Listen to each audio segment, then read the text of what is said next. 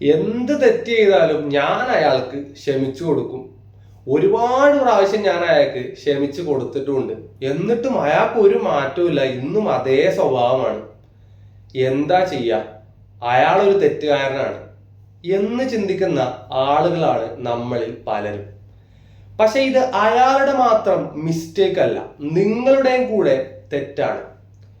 ഒരാൾക്ക് എത്ര തവണ ക്ഷമിച്ചു കൊടുക്കണം, എന്തൊക്കെ ക്ഷമിച്ചു കൊടുക്കണം എന്നൊരു ക്ലാരിറ്റി നിങ്ങൾക്ക് തന്നെ ഇല്ല. ഹെൽത്തി ആയിട്ടുള്ള ഒരു ഫോർഗിവ്നെസ്സും അൺഹെൽത്തി ആയിട്ടുള്ള ഒരു ഫോർഗിവ്നെസ്സും നിങ്ങൾ മനസ്സിലാക്കി വെക്കണം. ഇതല്ലാതെ അൺഹെൽത്തി ആയിട്ട് ഒരാൾക്ക് നിങ്ങളോട് പെരുമാറാനുള്ള ചാൻസ് നിങ്ങൾ തന്നെ കൊടുത്തിട്ട് അയാൾ എന്നോട് ഹെൽത്തി ആയിട്ട് ബിഹേവ് ചെയ്യുന്നില്ല എന്ന് പറയുന്നത് നിങ്ങളുടെയും കൂടെ തെറ്റാണ്. ഏതൊരാൾക്കും ക്ഷമിച്ചു കൊടുക്കുന്ന സമയത്ത് നിങ്ങൾ ചിന്തിക്കേണ്ടത് ആ ക്ഷമയ്ക്കൊരു വാല്യൂ ഉണ്ടായിട്ടുണ്ടോ എന്ന് നോക്കണം. ഇത് എങ്ങനെ ഉണ്ടാവും?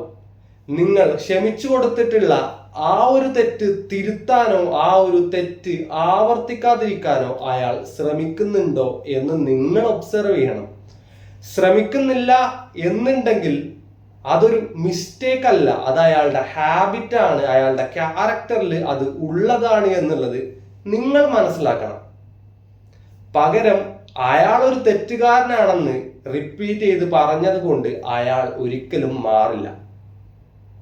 അപ്പോ നിങ്ങളുടെ ചോയ്സസ് ആണ് നിങ്ങളുടെ സമാധാനവും സന്തോഷവും നിലനിർത്തുന്നത്. ചോയ്സ് നല്ല വൈസായിട്ട് തന്നെ എടുക്കണം.